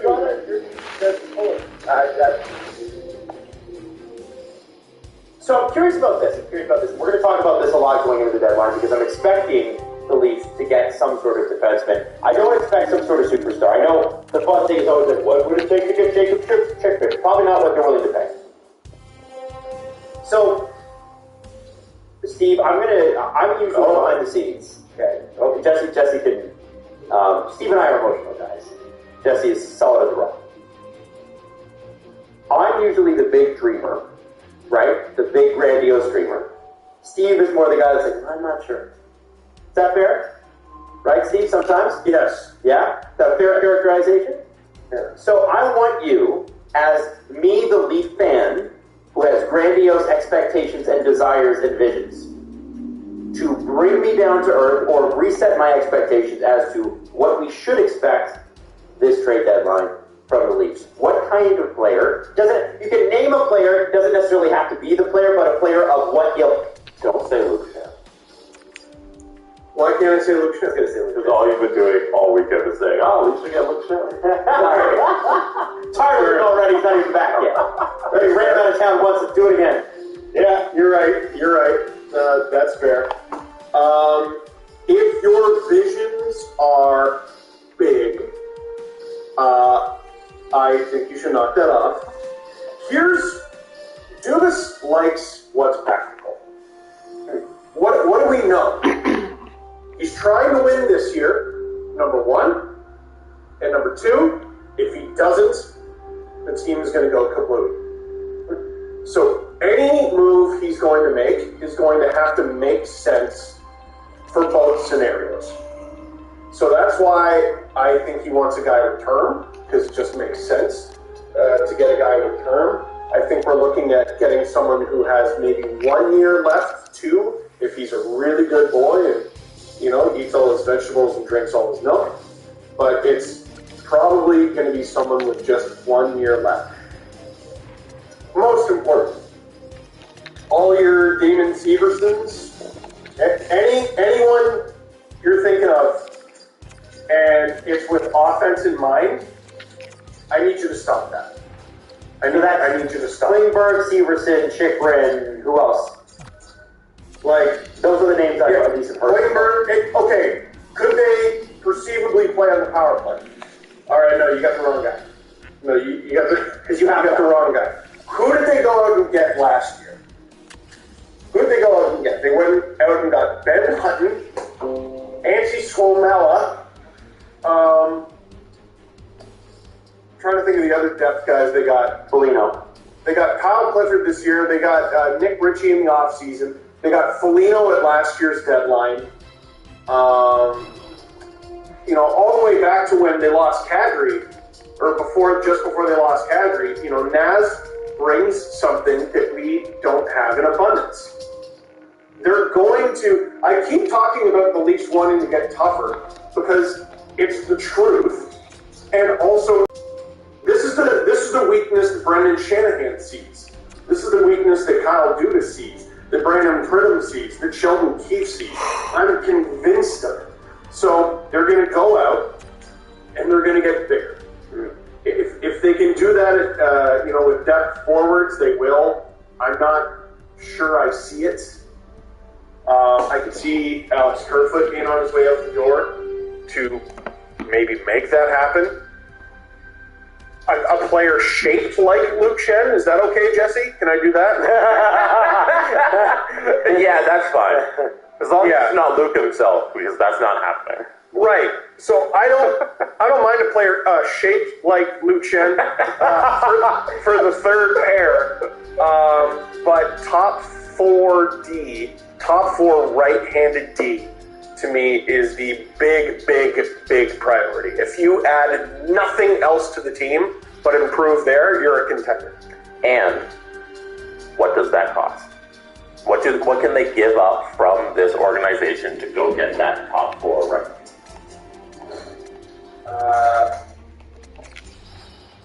You know a name that I heard more over the last couple days is Mark Giordano. With the Leafs? Yeah. To the Leafs? No, I haven't. Like, he hasn't been officially linked, but like I'm looking I'm looking around the leagues and what teams want. Who are the sellers and what do teams want? We already know the Seattle Kraken aren't terribly interested in being relevant yet. No. They could have been. Yeah. They could have been. You're right, but I feel like we're not talking about them enough as sellers at the deadline because they have 1, 2, 3, 4, 5 UFAs up front and 4 RFAs. This is just looking at the roster and cap friendly. 2 RFAs on D, 1 UFA on D. Mark Giordano. COVID-19 vaccines have helped protect us. Over time, the antibodies created after vaccination have been found to decrease, while we still have good protection against severe illness. But, like, I could look at Jeremy Lauzon and Hayden Fleury are 2 guys who can play both left and right D. They're in their mid-20s, and they're RFAs at the end of the season. That's a situation I could see making sense because you acquire them and you keep their RFA rights. Right, and you would be willing to pay a higher price, younger player. Didn't answer my question. What does that I thought I did. I said, what does that cost from the organization, from the Leafs? But at what cost? What do they pay? So here's the issue, right? The Leafs do not have a third. They do not have a fourth. They do not have a fifth. They do not have a sixth. Their 7th. Oh, no, they're going to be fine. So they have to give the Minnesota Wild a 7th round pick if Brendan Manel plays 30 games. It's not going to happen. So they got a 1st, a 2nd, and a 7th to work with. And I don't even know if they're allowed to trade the 7th. So you're probably looking at dipping into your prospect pool. One name I was talking to someone about yesterday, and I don't know how much I love this, is Rodion Amirov, who was the Leafs' 15th overall pick just a few years ago. Now, here's why I don't like getting rid of Amirov. I don't think you're going to get anything for him, and it's an enormous risk for you. He's played 10 games in the KHL this year with 1 goal, 2 assists, and 3 points. Okay, because the KHL, this is maybe a conversation for another day. The Leafs have got to stop drafting players who begin their development there. Yeah, they like make them come over. No, don't make them come over because they won't. So just stop drafting. Like, sign them when they're Ilya Mikheyev's age, that's fine. But if you are relying on the coaches in the Continental Hockey League to develop your talent properly, you're doing it wrong. They're not going to do it. So they already weren't doing that with Rodion Amirov, and then he got hurt. So just nightmare scenario. His value is completely tanked. So you're not even going to get optimal value out of him. And he might end up being sick. You know what I mean? Yeah. He could go. Yeah. Like, one thing I think the Leafs have going for them going forward is they've actually drafted really well.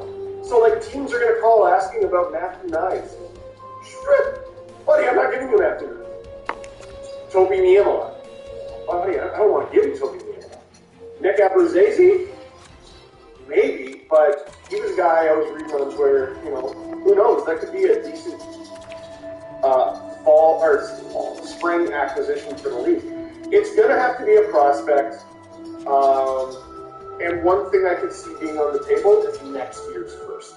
No. Because you're going to want to, I mean, Jesus, the draft is going to be in Montreal, and you're going to have to pick someone. Do we really believe the Leafs are going to go to Montreal with potentially just a 7th round pick? They're going to trade a first and a second. So, next year's first, do you think gets you a guy like Giordano? Next year's? Yeah. Yeah. Yeah. That's a big price. That's a big price, unless you're going to play a couple more years. I don't think I would endorse that. I think no. Seattle says yes to it because it's an overpayment. Right. Yeah, you need Seattle to throw a pick in or something. Like a second. Yeah. Give me a second. Give me something. But we also, like, you know, I was talking about Leaf prospects. We already know they don't really value their draft picks. And the other reason why I think draft picks are still on the table is if the Leafs end up, you know, failing out of this year's playoffs, they can just turn around and trade guys at the draft in order to get some of those picks back. Sure, and I think, I have to say, I would have agreed with you at the beginning of the season. If this team does not win this year past the first round, then you have to look at blowing it up. I don't think that that's going to be the case. Even if they do, this is just my personal opinion, but even if they do not make it past the first round, my belief is that the core four will remain intact. Morgan Riley, I believe they'll come to an agreement with Jack Campbell. Peter Mrazek will be traded, probably for picks at the draft. And that's my personal belief. The reason I believe that is because they've had such a good offseason that, regular season, it would be very difficult to justify even if they don't win in the playoffs. Very, very difficult to justify. Can I throw this out there? I think the biggest area of change in the summer, if the Leafs don't have a good playoff, is going to be in net. Me too. I don't think either guy's back. Me neither. I know Mrazek's not back next year. We know that. They've already talked about that. That's a quote-unquote conversation for July, to quote Jeff Merrick. So I'm assuming that means, unless they can't find something better, which they could. So there's no chance the Leafs go into the trade deadline without Jack Campbell either signed or traded. There's a chance he doesn't. Yep. You're out of your mind. No way. No. I think it's possible. No way. Steve, that would go against everything they've ever done. You know, JVR and Jake Gardner and all the other guys who've been, Tyler Bozak, who all left via free agency. All of them were a quote-unquote own rental, which I guess Jack Campbell will be too. Yeah, that's a ridiculous pick. So you're going to have Mrazek? Mrazek and who? Well, that's what I mean. So you trade Jack Campbell, Mrazek, and who? After the season they put together? There's no way, Steve. That doesn't make any sense. Oh, no. A goalie comes back. Oh. Obviously. Okay. But even so, why would you... This is the best... I still don't think that makes any sense. I have a guy in mind. Well, then tell us. You can't... Okay, you have to understand. Jesse, back me up on this. Your take looks ridiculous right now, so you have to give us something. Saying go trade Jack Campbell is ridiculous. The problem is the player I'm thinking of was once on the table, and I just don't think he is anymore because his team's good all of a sudden. I think I know who you're talking about. John Gibson. Jesse, you know all about that. That's my goalie in NHL 22 and 2026. I've seen it work. I've seen him get you to the Stanley Cup final. And I want to see it in real life. Jack, why would they trade John Gibson now? Well, that's the problem. Where's Anaheim in the standing? Let's find out. In a playoff spot. Yeah. With Zegras having the season he's like, why would you? The thing is, for me, I'd be like, I'm torching my guys just because, because here's the thing: Gibson's on a long-term deal, and it pays him, I think, $6.4. It's a good deal. They're in a playoff spot, but barely. They're 3 points up on the Stars, but have the Stars have 3 games in hand. There's the Oilers. There's the Canucks. They need that revenue, man. That's not a rich. Imagine selling your number one goalie when your team is overperforming. And $6.4 million is a pretty solid price to pay for John Gibson. I think it's 4-4-2 in their last 10. Like the Flames have come on so hard. So have the Kings. But they're ahead of them anyway. Yeah. Who's going to catch Do we realistically think they'll be there by the end of the season? Do we And I wouldn't- realistically think they're going to sell on their number one goalie who's in his, late 20s? If it's versus Depends what Dallas they get. or Edmonton or Vancouver, if I'm Anaheim, I take my chances. Yeah. Getzlaf's having a great year, comparatively. Zegras has been amazing. I don't know, man. I think you got to kind of go for it. Let the kids try. The Pacific is weak enough that you can just ride this out. I was Do you know something we don't know? Like, is there? What is have this you been trade hearing Jack something? Campbell thing? You must know something. Well, you got to make a very expensive decision with him very soon. I think they're going to resign. And cool. Well, he's currently playing his worst hockey. Yeah.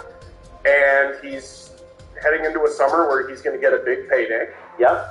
Whether it's from you or someone else. And you're committing to him in a big way, not just because of the term you're going to give him, not just because of the money per season you're going to give him, but also you're going to probably work on getting rid of Mrazek as well, which we've already heard several times. Jesse did it in a video game, so I've seen it. I can picture him in a Leafs uniform. By the way, we're running it back next season, this upcoming season, after we failed in the Stanley Cup final. We have re-signed our entire core. We started 14-4-1 at the beginning of the regular season. We're running it back. So stay tuned. We'll see how Gibson does. The Leafs would be silly to not at least have a conversation. Hey, is this what we're doing here? I'm sure they chat about it, and I know that Kurt Overhart's a tough negotiator, likes to get a lot of money for his client, as any agent would. And I know that we've heard that the negotiations have happened. They've talked. Further than they're not at the number. I just, and I respect what Jack Campbell has done. I would be hesitant to commit too much term to him. I really would. And then if you don't commit too much term, then it's like, well, you've got Morgan Riley at 7 and the big four at $32 million or something, whatever they cost, and that eats into a lot of payroll. It's a big decision. It is. It's you need an answer. Like whether you commit to him.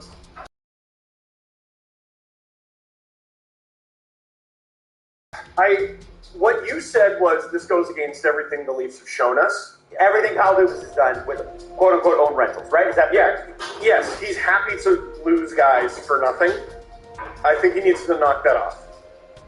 But he if needs to knock that off because it's killing him. It's that he's not going to do that. Yeah. And I'm with Adam in that if they don't sign him, then they would just ride this out, because that's what the Leafs have done consistently over this tenure. To use Steve's example against him, Kyle Dubas will do the practical thing and hang on to the goalie that's here. The practical thing is to hang on to Jack. Remember last year when they were like, are you going to trade Freddie? Are you going to do anything? What are you going to do? And then they just held on to them both. Yeah, they're like, hopefully Freddie's healthy. He wasn't. Yeah. But they were still all Jack. And then it was all good. Wasn't good. And the question too becomes, can he turn it around by the trade deadline, even if he were going to trade him? I mean, because Jack Campbell wasn't a career starter, and I think there are still some lingering doubts out there. If I was another general manager, as much as Jack Campbell, and I'm saying this objectively, is my favorite player in the Toronto Maple Leafs right now.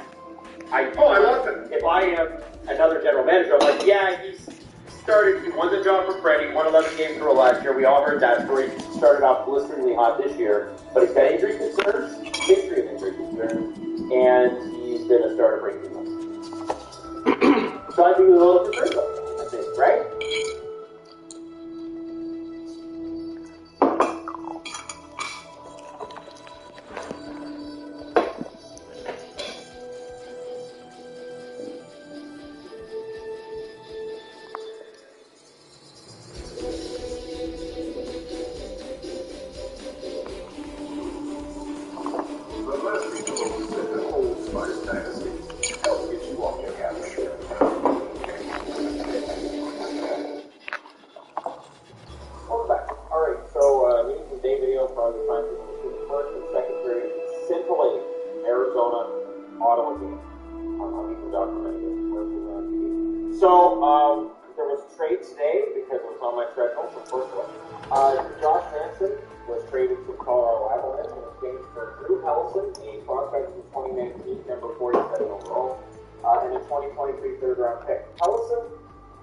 I remember from the 2019 draft, him having a pretty good resume. So he's a Boston College currently, 32 games played, 4 goals, 21 assists, 25 points this year. Not bad for a defenseman.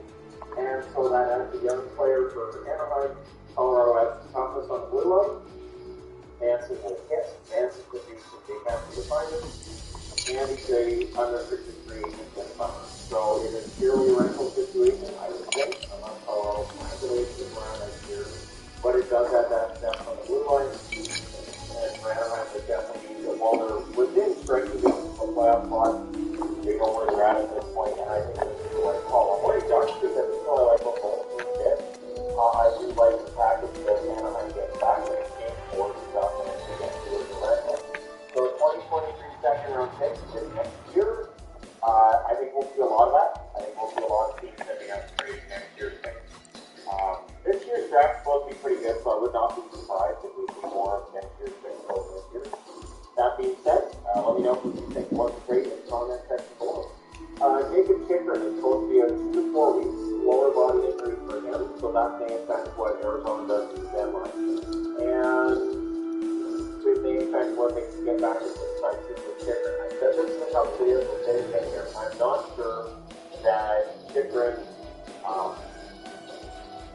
gets traded before the deadline. I think the best move is for Arizona might be to trade him as a draft game or the summer. Is it trade at all? I love this contract. I think he's a big young defenseman.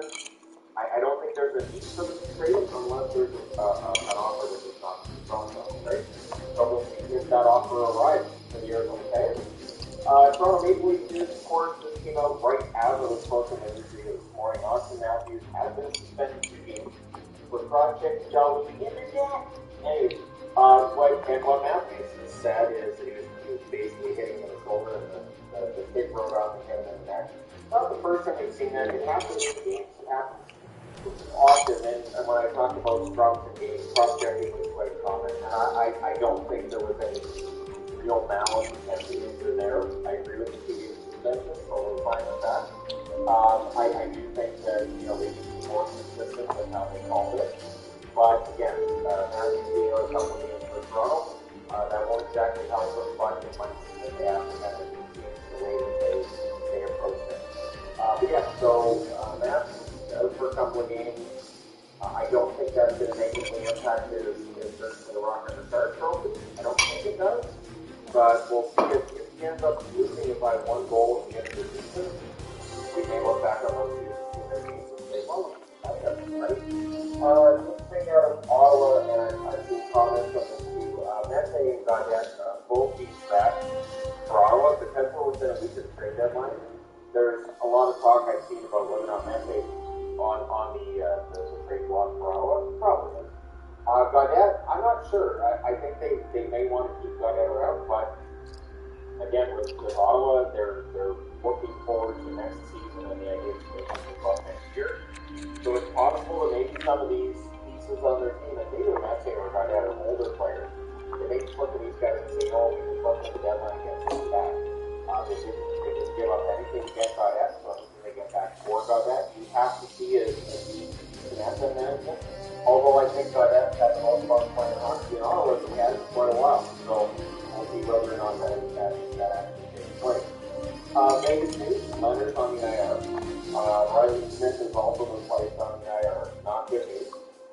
They called up among the players they called up is Paul Cotter. So that's to say it's welcome back Cotter. And we'll see how this affects Vegas. One thing with Vegas is the fact, one thing that was working for them, even when things were kind of shaky, that mid-fifth line was very good. So you could always count on Marshall, Carlson, Smith going out on big, and the 3 of them being able to set the tone. With Smith out, that absolutely spurred Vegas' attack. And keep in mind, this is the team that Selton's been on the LTIR. They get Eichel into the land, still, figuring out his line mates. It's just left Vegas in this state of flux with their forward group, and with Leonard out, it's left a lot of uncertainty in that as well. So for Vegas, it's just, it kind of feels like the great honeymoon period where everything's going really well, and it just stopped. And they're just like the rest of us now. So we'll see whether or not that continues to be the case and how that affects them going forward. LA news, I didn't see any update on how long or whether or not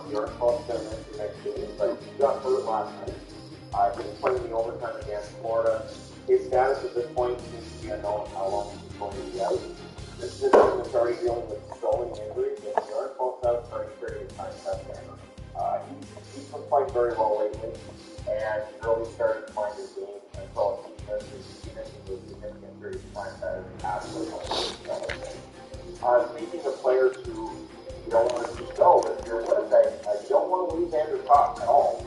And he can just come back from injury. Now, apparently, he's evaluated today for an injury he suffered last night. And the timeline will probably be known after tomorrow's practice of how long he's going to be out and what feel it. So that's bad news. Really, if you're a Jets fan, because, again, I've been a huge Copp fan for years now. You really can't drive the play. You kind of do a little bit of everything. The play works you want. A player like that coming back from injury and then getting hurt again is just feels cruel to the Jets and to the fans. So we still see whether or not he's going to be able on server. It's just one of those sort of things. Pierre O'Brien's reporting that Anton Khudobin is having hip surgery. Hip surgery, of course, can be a sign that, you know, especially with goaltenders feels like after hip surgery, comebacks can be tough. I do wonder how long he's been having problems. Keep in mind, he's down to the himself. He's not playing very well at the NHL level. It's easy off. So him having hip surgery doesn't necessarily surprise me a lot. There has been speculation about whether or not the Stars might be only at the deadline. And this probably makes that talk go away. I don't think they were going to hold me at the deadline anyways. I only say that because they're still in the hunt for a playoff spot. And if they had Khudobin as the backup instead of Holtby, and I'm a Khudobin fan, that's not a decent trade-off. Khudobin has not had a very good year. So what it may do is, there's always some speculation to maybe Khudobin will be on the team. That would take that and put it off the board. So, not sure if Holtby likely to stay with Canada through the trade deadline. I'd be kind of surprised if he was on home without getting another one from that. And, yeah, so it's going to be interesting to see what happens. This trade, though, with Colorado, that could be the start of it. This could be the start of about 30 more trades going down. And this could set market value. Market value is kind of tough to set, but this being very well varied, if you're getting a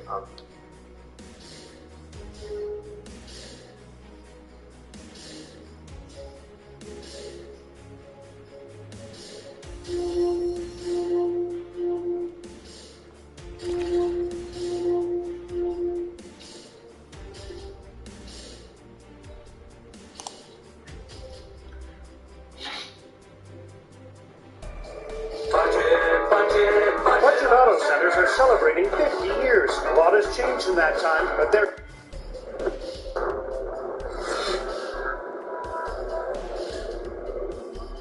This is what happens when you get fans to make your content. Now, I used to do videos like this on the channel. I made a video series called...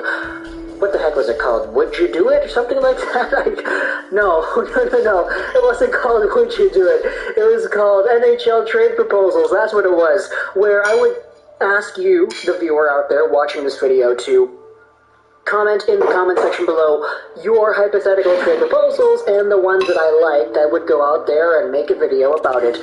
These videos got a lot of poor reception because a lot of people were kind of saying, yo, Lego, you're just kind of view whoring at this point. You can't go out there just make videos about whatever the fans are asking you could make a video about. Don't go out there and talk about hypothetical trades.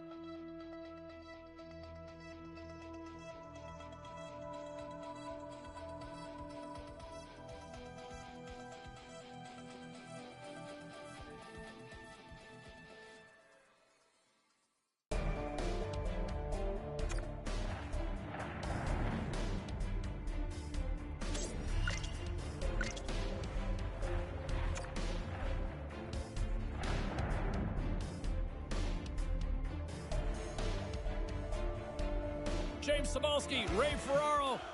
This is what we live for. Overtime, let's go. The puck is dropped. Next goal wins. LA's in now. Quick feed to Robertson. Nothing. Moves the puck. That's kicked away with a pad by Kemper. Across the line from center. And he takes a shot. He scores and wins it in overtime. Gets into overtime, you look for somebody to step up large for you. They get it done. And the lead in the series is theirs. A beauty of a pass across there. Enough air to clear the sticks, and it lands perfectly on the shooter's stick. Well, that closes the book on this playoff barn burner for Ray Ferraro. My name is James Cybulski. We will...